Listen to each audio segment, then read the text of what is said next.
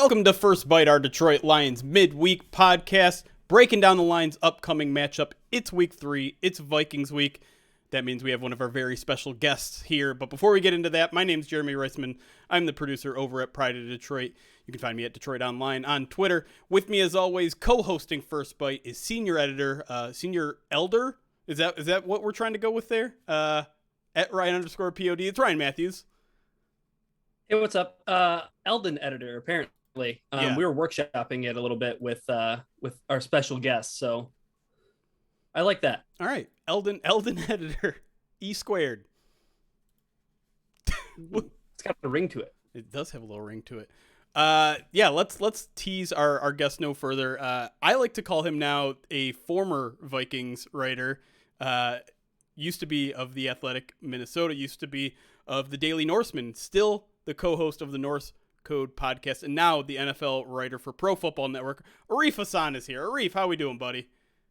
We're doing great. I tried getting like a little bit of a Lions blue light going on for this episode. It's being washed out by all the other lights that I cannot control the color of, but you know, it's good enough effort. Yeah, for sure. It's the thought that counts. It's definitely not Vikings purple. Yeah, I hope that's clear, right? That's sure. Yes, we'll go with yes. Okay. all this. I was gonna say, Jeremy. All this uncertainty definitely leads in well to our first question, yes, right? For sure. I mean, the Vikings to me always feel like an uncertain team. One of the most inconsistent teams I ever have to cover as a preview, and the head of all of that is the quarterback. And as I feel like I've led off this podcast the last 2 times we've been with you here, is Kirk Cousins good? I feel like I'm going to give the same answer the other times I gave. That's okay. Which I don't remember, but I imagine when something like it depends on how you define good. And the Bill Clinton answer. Definition right, of is. Yeah. What's the meaning of is? Yeah. So like, would you rather have Kirk Cousins than, you throw a dart at a board full of a bunch of starting quarterbacks in the NFL? Probably, right? Like, sure. I saw Ryan shaking his head and then nodding. No, yes. I gave my answer. I definitely thought that was a lead into you saying Jared Goff.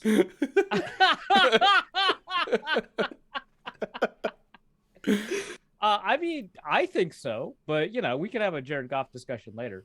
So now he's pouting. I'm sorry. But, I think that he's better than the average NFL quarterback. I think that if you put a good team around him, he's going to do more than most quarterbacks if you put a good team around them. I think that the contract demands that he has put together are very savvy on his part, but kind of mitigate this discussion, right? Kind of make it difficult for you to say that he's worth, the money, which is not really the case for really high-level quarterbacks. But usually when we say good, we don't mean 13th best quarterback in the NFL or something like that, right? We mean, which I don't even know if he is, right? He's like a bunch of rankings have him as like 15th, right? We usually mean like a top 8 quarterback, and then like elite's like a top 4 quarterback or something, right? And so I don't think he's a top 8 quarterback, especially in the current quarterback environment where there are so many good, interesting, intriguing options. I don't know that he's that, but certainly you'd rather have him on your team than a random starting quarterback. Okay, I'll take that. That seems what you've said before, I think. Sure, hopefully. Yeah, someone do some digging. And just mash up all of Arif's answers. Man. Yeah. If they like say at the same cadence, the same words, that'd be perfect. Let's talk about the new head coach in Minnesota, Arif, because I think maybe as an outsider, I think a lot of Lions fans would say, the Vikings went out, they got an offensive-minded coach because they want to try to maximize what they can get out of Kirk Cousins, and they have a bunch of weapons on offense. So, like, I guess the question is, like, what are the hallmarks or the differences of Kevin O'Connell's offense as opposed to, the last regime with Zimmer? I would say that there's a lot more kind of flexibility in the way they want to approach the game in this offense. So if you saw week 1, it was a bunch of 21 personnel, so 2 running backs on the field, 1 tight end, and a bunch of just kind of mashing it, right? Just running a fullback at people and seeing what happens. Generally worked out against Green Bay. And then, game 2, CJ Ham had like 3 snaps. They had a bunch of, 3 wide receiver sets, and they kind of want to kind of mix things around, right? In another week, it might be a bunch of 2 tight end sets, right? Because, they might perceive, the third linebacker or something on the field as weak. And so they want to kind of isolate that person. So, it could be different from week to week. And certainly that this is something that they've communicated to us, that the Vikings seem to have depth at a bunch of different skill positions, that they might want to feature a different skill position based on matchups by the week. And so that's kind of one feature of it, whereas the previous versions of whatever offense was being run under Zimmer, whether it's Kubiak or DiFilippo or the other Kubiak or Stefanski, it was always 2 wide receivers and some iteration of 2 tight end or 2 running back. And so which is like wow, because wide receiver is like the best position that they have and has been since before Justin Jefferson. So it was pretty weird, but they'll throw the ball a lot more in this offense. They will kind of vary the running game a little bit more, even though it's really well known for wide zone. But it's really kind of an offense designed to have a bunch of different answers to a bunch of different problems. Well, we saw kind of like vastly different performances out of that offense between week 1 and week 2. Is that the result of, I mean, it sounds like that can be kind of complicated, right? To kind of have such a amorphous offense that can be so many different things. Is this just, early getting settled with the scheme stuff, or was the game plan maybe just off in week 2? Yeah, I think the game plan was mostly just off. I think that this approach is a pretty good one to have, and I don't think by itself the approach has led to confusion, because Kirk's reads should not be all that different, right? Like whether it's the fullback running the route or wide receiver running the route, if that guy is open, you should probably throw it to him, right? it's like suddenly he like sees like dreadlocks and he's like, oh, I have no idea what to do here. That's not CJ Ham. What's going on? Right? Like that's not what's happening. Like and the playbook is not all that different. It's just kind of different players running kind of the same plays, which is one of the elements of the offense. Is that you actually don't have an expansive playbook. You've got a somewhat limited menu of plays with an expansive set of formations of personnel to run those plays out of, to confuse the defense and make things simple for the offense. So it really shouldn't be that. In this case, it just seemed like that once Philadelphia started doing things that they weren't expecting on both sides of the ball, but we're talking about the offense right now. Once the Philadelphia started blitzing a lot, they didn't seem to have many answers, which like is frustrating, right? Because it's an offensive genius, and it's not like neither Kirk Cousins nor Kevin O'Connell have seen a bunch of blitzing before. But the whole meme with the Philadelphia defense was that Jonathan Gannon doesn't blitz. It's been very frustrating for them. And then they blitz at like a 48% rate, and they like didn't have answers for which is just like, I don't know what the deal with that is. I think a lot of that is on Kevin O'Connell. I think a good amount of that is on Kirk Cousins, because in response to the blitz, he had open receivers short that were looking towards him for the ball. So we know that they were operating outside of the timing of the traditional 5 or 3 step structure to be open in case there was a blitz. They were open, and he didn't throw it to them. So that part's on Kirk, right? It was just a very unusual, because he's usually better against the blitz than not the blitz, right? Like most, quote unquote good quarterbacks are. It's, when you blitz them, you make actually the reads a little bit simpler, and that's not what happened here. And I don't know, but I don't think it was because of the flexibility that they intend to have. Well, speaking of the flexibility, Arif, like I think a group that has been, I guess, in flux for quite some time and rather unstable has been like the Vikings offensive line. But it seems like at this point, it's a lot of like homegrown guys. It's a lot of guys that the Vikings brought in themselves through the draft, like Christian Darrisaw at left tackle, Garrett Bradbury, Ezra Cleveland, and second round pick this year, right guard Ed Ingram. What can you make of the Vikings offensive line in terms of what they've built, and do they feel comfortable with this unit? The tackles are good. Okay. Start. Okay. Yeah, no, Brian O'Neill is a really high level player. I wouldn't necessarily call him like an elite right tackle, but he's up there. He's a really good right tackle.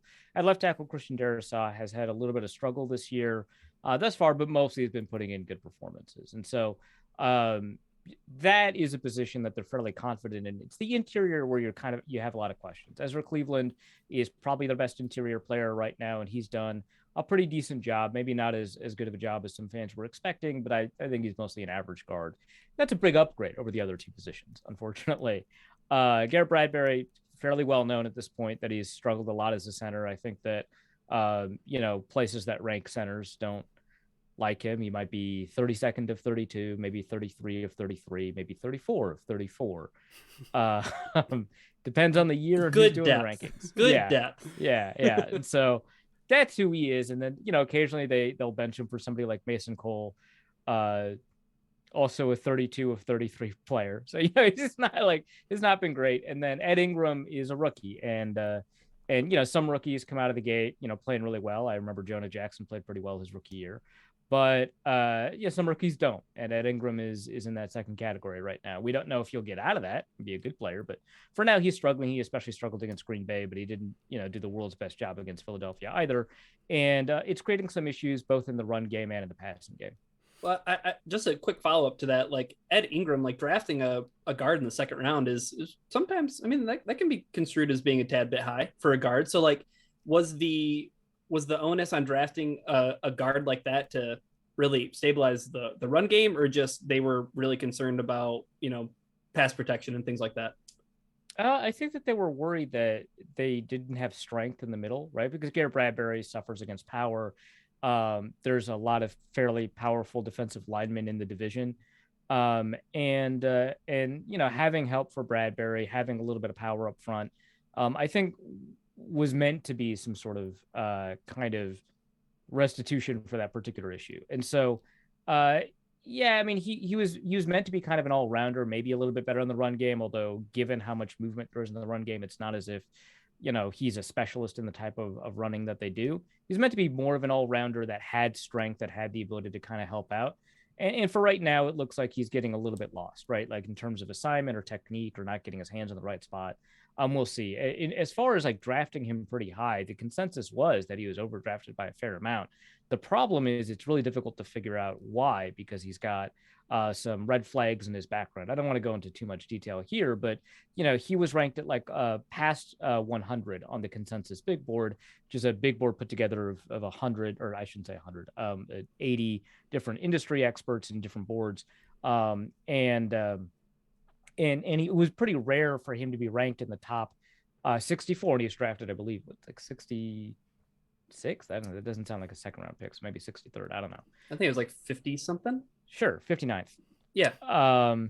Actually, that's probably correct. Actually, but yeah, he certainly wasn't consistently ranked in the 50s or the 60s.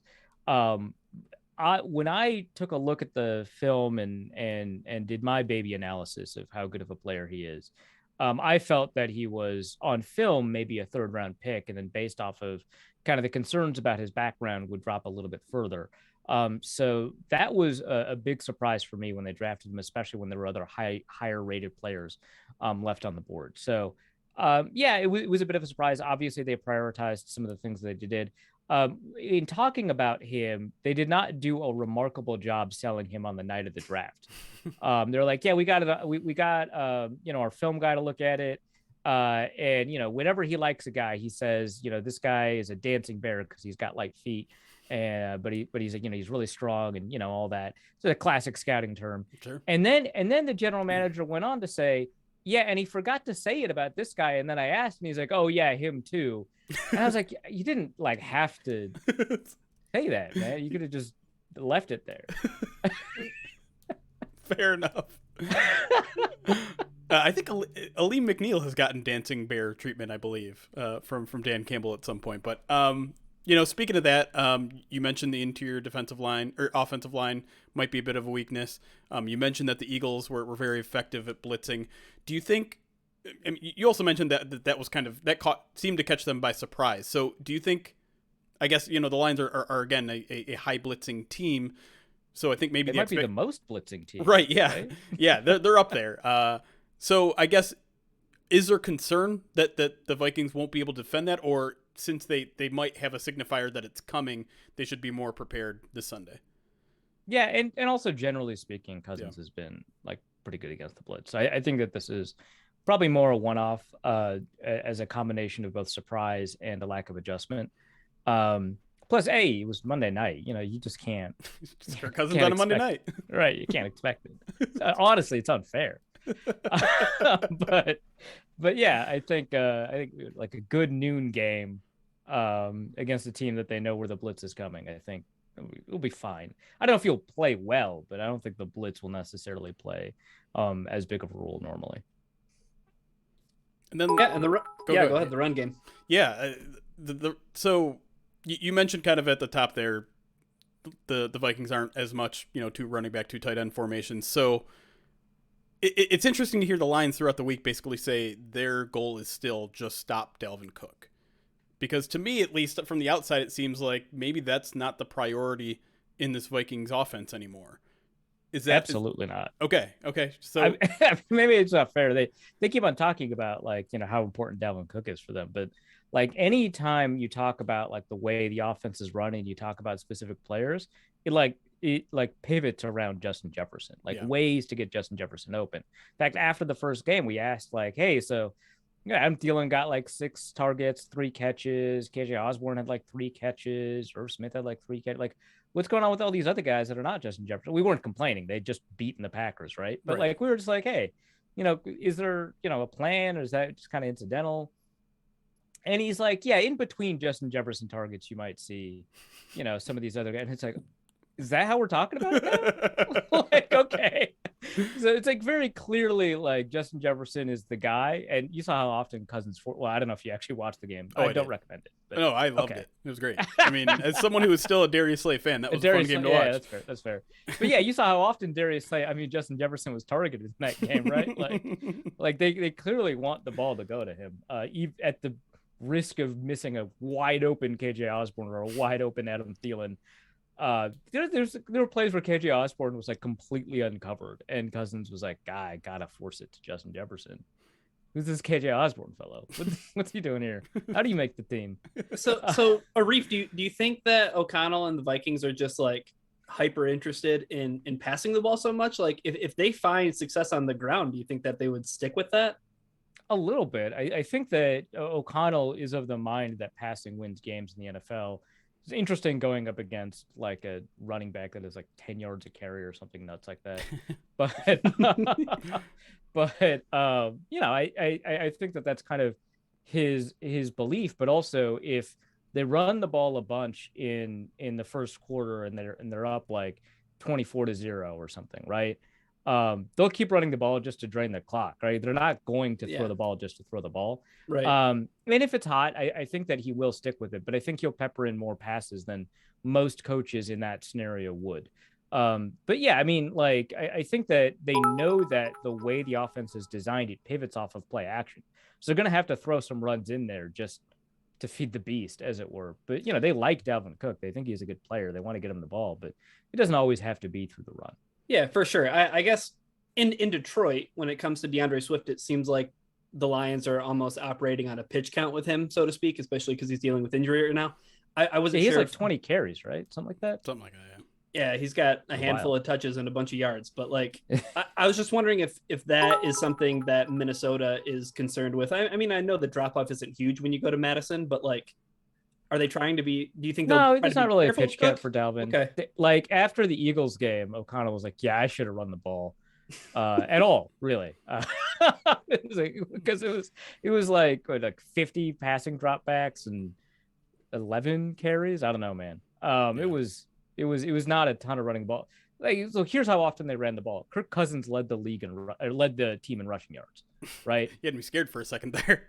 Yeah, led the league. That would have been amazing. What would we be talking about then? No, Kirk Cousins led the team in rushing yards with 20.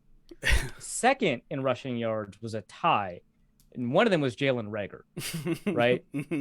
So, that's where the running game is at the moment. Yeah. Well, before we head to our first break, let's talk about Justin Jefferson, because just a very rare performance on Monday night. He's okay. Is the key to stopping Justin Jefferson just having Darius Slay, or was there something else the Eagles did? So before the season and after the Packers game, people asked me like, is there a single cornerback that could just like shut down Justin Jefferson? And I was like, well, historically, yeah, I would take 2009 Darrelle Revis or 2013 Richard Sherman. I think they're better. I think that they would take on.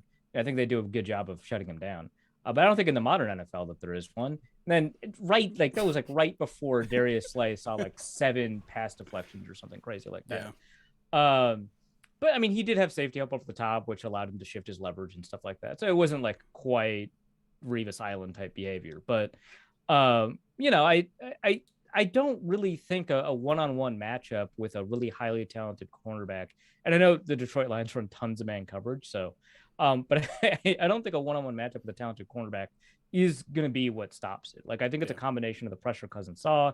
I think it's going to be, having that safety help over the top. I think it's going to be a number of things. And this was, like you said, a pretty rare Jefferson performance because, I've seen games where he's been bracketed a ton and he still came away with 100 yards against really talented secondaries. I've seen games where he's been, they've attempted to lock him up with one player that's a really high level talent like Jalen Ramsey, and he's come away with 100 yards. I've seen like a bunch of different approaches to stopping him. They generally haven't worked.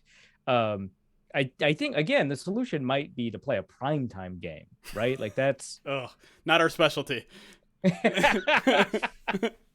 Maybe that second one. Maybe we can get that one flexed. Right. Yeah, exactly. Real quick, just for the Justin Jefferson thing, I feel like I saw so many Vikings fans on Twitter in week 1 just reveling in the fact that, oh my God, Justin Jefferson getting schemed open. What a concept. Like, Is there something special about Kevin O'Connell's offense where it's like, oh, like that's what Cooper Kupp was doing a year ago where he's just, the Triple Crown winner? A little bit, yeah. So one thing that's like really cool when you're talking to like a really smart offensive mind like Kevin O'Connell is the way they talk about designing plays isn't just like, hey, you can stress a zone by putting, a receiver in this seam, a receiver in this seam, and then that creates a conflict defender and that moves them. They've got like a pretty good understanding of what happens before the throw, what happens after the throw, where those players are going to be within the timing of that offense. And so when you look at some of these Cooper Kupp plays where he's getting like 80 yards and a lot of it comes after the catch, there is an intention of putting your receivers in a place to block for yards after the catch within the timing of the concept. So they know not only where the defenders are going to be based off of the conflict, but they know exactly where the receivers are going to be and what angles they'll be facing, right? When that catch is supposed to happen. And, assuming that the timing of the offense is working out well, they're in positions where the defenders are just like out of their angles to be able to tackle after the catch, which is not something you see a lot of in offensive breakdowns where, you say, hey, they're playing this coverage and you're playing this play, and this play is good against this coverage because it puts more receivers in an area where there's not enough defenders, or you're clearing out the cover 3 receiver with a post route and you're putting a receiver underneath, like a sail concept against cover 3 or something. And that's like nice, right? You should do that, right? But there's like an additional layer of, hey, we know exactly what's going to happen after the play because when we drill it, this is where all the players are, where their bodies are turned and what that looks like. So there is something to scheming Justin Jefferson, not just open, but for after catch yards that is really exciting that I just don't see a ton of breakdowns of. It's really cool. All right. Well, that's something to look forward to. Let's yeah. If you're a Lions fan, get really ready for Justin Jefferson. Really excited about that. I mean, Amani Oruwariye is back, probably. Hey, don't Do try you to think be that he's going to person. be the one that because like that matchup has not historically gone well for him? No, I don't think Jeff Okudah is necessarily CB1, but he's much closer to it than I think Amani is, and they typically play sides too. And with the amount that they move Justin Jefferson around, I don't know how that works. And they moved him around week 1, week 2 is not so much a static picture. Yeah, and Aaron Glenn talked about it a little bit today, and the challenges of defending a guy where they move around that much. And he basically said, like, I just have to make sure that there's not a big mismatch. And I don't know how you do that with a guy like Justin Jefferson without bracketing him wherever he goes. And there's not, again, like it's not a great plan when I think, the Vikings have a lot of weapons, even if they're not utilizing them as much as they have in the past. But let's take a break there. We'll talk about some less depressing stuff when the Lions suddenly explosive offense takes the field. So we'll get to that when we come back here on First Bite with Arif Hasan. We'll be right back.